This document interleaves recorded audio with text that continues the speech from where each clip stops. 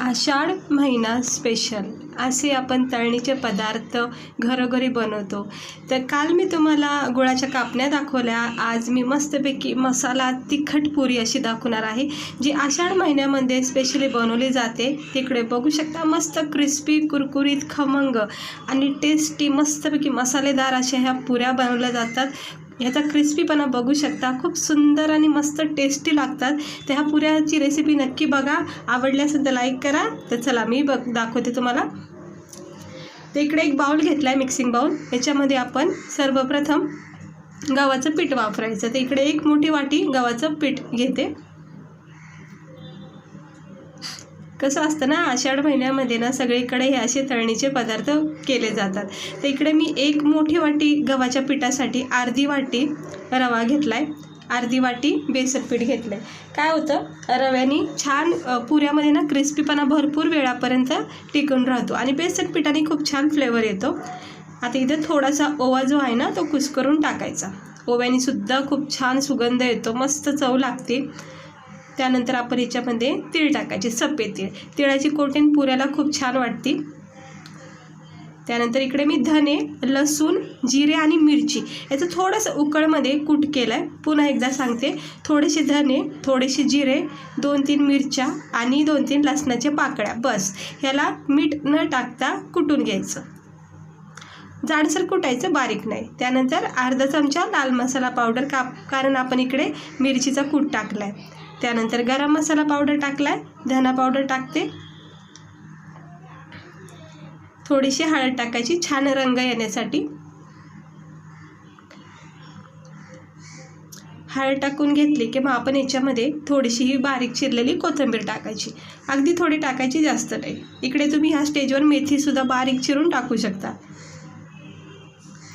आता इथे चवीनुसार मीठ टाकून घ्यायचं आणि सुरुवातीलाच हे अगदी हलक्या हाताने सगळं साहित्य पिठामध्ये मिक्स करून घ्यायचं। रवा, बेसन, आपण जे पण मसाले वापरलेत ना ते एकजीव करून घ्यायचं आणि मग थोडं थोडं थेंब थेंब असं पाणी टाकत ह्याला आपल्या गव्हाच्या पिठासारखं मळून घ्यायचं। खूप सहजपणे हे पीठ मळलं जातं, कारण रवा, बेसन हे कसं लगेच पॅक होणारे साहित्य आहेत। ह्याला असं हलक्या हाताने लागन तसं पाणी टाकत टाकत मी ह्याला मिक्स करून घ्यायचं। हे बघू शकता, एक 5 मिनटं मळून झालं की सुंदर असं हे पीठ तयार होतं मसाला पुरीचं। तर आता आपण ह्याला काय करायचं, थोडा वेळ द्यायचा आणि पीठ जर हाताला चिटकत असेल किंवा पातळ झालं असेल तर असं सुकं गव्हाचं पीठ टाकायचं आणि मग ह्याला घट करून घ्यायचं। हे असं छान प्रेस करून नरम सॉफ्ट ह्याला मळून घ्यायचं आणि असं मळून झालं की मग 5 मिनटं वेळ द्यायचं, जेणेकरून काय होतं, पीठ मस्तपैकी नरम सॉफ्ट पडलं जातं। आता 5 मिनटं झाले, मळलेल्या पिठाचे मी 2 भाग केलेत। आता आपण ह्याच्या पुऱ्या लाटायच्या। हे असं जरा सेप करायचा, थोडंसं सुकं पीठ लावायचं आणि मग याची मोठी एक चपाती लाटून घ्यायची। जशा आपण नॉर्मल गव्हाच्या पिठाच्या पुऱ्या करतो ना, लाटायची पद्धत सेम तशीच आहे। हे असं लाटायचं। जर तुम्हाला पातळ म्हणजे अशा कुरकुरीत पुऱ्या हव्या असेल ना तर पातळ लाटायची चपाती, आणि जर थोडंसं नरम सॉफ्ट आणि अशा फुगलेल्या पुऱ्या हव्या असेल ना तर याच्यामध्ये नॉर्मली जाडपणा ठेवायचा, म्हणजे अगदीच पातळ नाही बनवायची।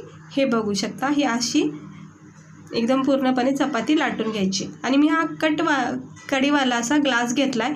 मी नॉर्मल पुऱ्या यानेच बनवते, तुमच्याकडं कटर असेल त्याने सुद्धा करू शकता किंवा वाटी वगैरे कशानेही तुम्ही अशा गोल गोल पुऱ्या पाडून घ्यायच्या। तर मला ह्या ग्लासाने सहज पुऱ्या बनवता येतात। बघू शकता तुम्ही किती मस्त पुऱ्या निघल्या जातात। हे बघा किती छान सुंदर, कुठेही तुटली नाही। कोथिंबीरची काडी जरा काढून घेते, नाही तर काय होईल, खाता वेळेस लागून जाईल। तर सुंदर अशी ही पुरी कट करून झालेली आहे। परफेक्ट शेपमध्ये पुऱ्या आपल्या तयार होतात ग्लास वाटीच्या साहित्याने। तर ह्या अशा पुऱ्या तयार करायच्या, मस्त झालेल्या आहेत। आता काय करायचं, हे 4 पुऱ्या तयार झालेल्या आहेत। तर हे पीठ जे उरलेलं आहे ना ते पुन्हा एकदा असं मिक्स करून घ्यायचं आणि परत याची एक चपाती लाटायची। सेम प्रोसेसने पीठ संपेपर्यंत करत राहायचं। जितका पुऱ्या होतील तितक्या पुऱ्या पाडायच्या आणि उरलेल्या पिठाचे परत एकदा चपाती करून घ्यायची आणि अशा पुऱ्या करून घ्यायच्या सहजपणे. ह्या ग्लासनी ना मस्त पुऱ्या होतात. बघू शकता ही पातळ लाटली आणि ही पुरी ना मस्त फुगणार आहे. पातळ पुऱ्या लवकर फुगल्या जातात. हे बघा मस्त झालेल्या आहेत. आता मी सगळ्या करून घेते. आता मी सगळ्या लाटून घेतल्यात, कट करून घेतल्यात. तर छान अशा ह्या पुऱ्या तयार झाल्यात. भरपूर साऱ्या पुऱ्या तयार झाल्यात. कढाईमध्ये मी तेल तापत ठेवले. लगेचच आपण फ्राय करून घेऊया. तर गरम तेल कडकडून तापून घ्यायचं आणि थोडासा मंद गॅस ठेवायचा आणि पुऱ्यांकडे लक्ष देत राहायचं. कारण काय होतं मग करपलं जाऊ शकतात पुऱ्या. मिडियम गॅस ठेवायचा. तेल अगोदर चांगलं व्यवस्थित तापून घ्यायचं. हे बघा आता इथं मी 4 पुऱ्या टाकल्यात. तुमची कढाई पॅन वगैरे जसं म्हणजे मोठा लहान साईज असेल ना त्यानुसार तुम्ही पुऱ्या त्याच्यामध्ये टाकून घ्या. आता माझी ही रोजची कढाई आहे, पॅन आहे, याच्यामध्ये 4च बसल्यात. हे बघा किती मस्त आपल्या पुऱ्या किती छान फुगून निघलेल्या आहेत. अशा गोल आकाराच्या सुंदर अशा लाल मस्त पुऱ्या तयार होत आहेत आणि एवढ्या खमंग टेस्टी पुऱ्या लागतात ना खाता वेळेस. आता कसं आहे आषाढ महिन्यामध्ये ना हे असे तळणीचे पदार्थ खाल्ले पाहिजेत. हे बघा मस्त झालेल्या आहेत आणि ह्या पुऱ्या ज्या पातळ असतात ना त्या फुगल्या जातात पटकन आणि जाडसर पुऱ्या जास्त फुगत नाहीत. हे बघा सुंदर अशा फुगलेल्या आहेत आपल्या पुऱ्या. जास्त काही भाजायचं नाही, करपवायचं नाही. याला थोडंसं नॉर्मल असे फुगल्या गेल्या शेक द्यायचं दोन्ही बाजूनी आणि मग काढून घ्यायच्या. आता मी काढून घेते. बघा 4ची 4 पुऱ्या आपल्या किती सुंदर अशा मस्त भाजून निघल्यात. असे फुगल्या गेल्यात. फुगलेल्या पुऱ्यांना मला खूप आवडतात. त्या बघू शकता मस्त झाल्यात. आता मी हे एका प्लेटमध्ये काढून घेते टिश्यू पेपरवर. हे बघू शकता मस्त झाले. आता दुसरा पण पुऱ्या मी याच्यामध्ये टाकून घेते आणि त्यासुद्धा फ्राय करून घ्यायच्या. थोडीशी जागा मोकळी ठेवायची कढाईमध्ये, नाही तर काय होतं आपल्याला व्यवस्थित मग फ्राय करता येत नाही पुरी वगैरे किंवा काही असो तळणीचं पदार्थ. हे बघा 1-अर्धा मिनटातच पुऱ्या आपल्या फुगल्या जातात. सुंदर रंग आला आहे. मसाले इतके छान आपण याच्यामध्ये वापरलेत. चवदार अशा ह्या पुऱ्या लागतात. फुगलेल्या आहेत मस्त पुऱ्या चांगल्या. आता ह्यासुद्धा काढून घेते, प्लेटमध्ये सर्व करते आणि मग तुम्हाला दाखवते. हे बघू शकता संपूर्ण पुऱ्या मी फ्राय करून खाल्लेल्या आहेत आणि पुऱ्याचं टेक्स्चर तुम्ही बघू शकता. किती सुंदर रंग आलेला आहे. क्रिस्पी झालेल्या आहेत, खुसखुशीत झाल्यात आणि पाहता क्षणी खावंसं वाटणाऱ्या अशा ह्या पुऱ्या तयार झालेल्या आहेत. आषाढ स्पेशल असे मी तुम्हाला ह्या मसाल्याच्या तिखट पुऱ्या दाखवलेल्या आहेत. झणझणीत मस्तपैकी चवदार अशा ह्या पुऱ्या तयार झालेल्या आहेत. अगदी कमी वेळात खूप कमी साहित्यामध्ये होतं. म्हणजे रोजचंच आपलं डेली रुटीनचं मसाले आहे ते.